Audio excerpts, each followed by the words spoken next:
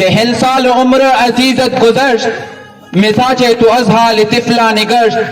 ہما با ہوا و ہوس ساختی، دمے با مصالح نہ پرداختی. مکن تک بر عمر نہ پیدار، مباش ایمن از بازی روزگار.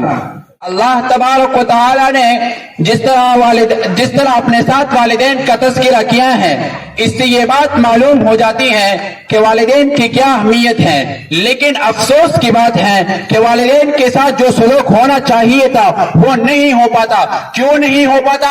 اس کے ہم خود ذمہ دار ہیں کہ ہم نے قرآن و حدیث کا مطالعہ نہیں کیا. قرآن میں اللہ تعالیٰ بار بار یہی بات کہتا ہے، وَبِالْوَالِدَيْنِ إِحْسَانًا وَبِالْوَالِدَيْنِ إِحْسَانًا أَنِ اشْكُرْ لِي وَلِوَالِدَيْكَ. اپنے ماں باپ کے ساتھ حسن سلوک کرو، اپنے ماں باپ کا شکریہ ادا کرو. ہم ہی غافل ہیں، قرآن کا مطالعہ نہیں کیا. قرآن میں اللہ تعالیٰ یہی فرما رہا ہے.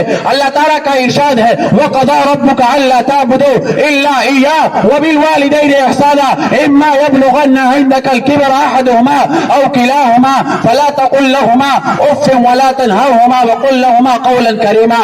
اللہ تعالیٰ ارشاد کرتا ہے، اور تمہارے رب نے حکم نہیں دیا، میں نے نہیں، اور تمہارے رب نے حکم دیا ہے، میں نے نہیں دیا، اس نے نہیں دیا، اس رب نے حکم دیا ہے کہ اللہ کے سوا کسی کی عبادت مت کرو اور والدین کے ساتھ حسن سلوک کرو. بد سلوکی نہیں، بے ادبی نہیں، والدین کے ساتھ حسن سلوک کا ذکر کیا ہے.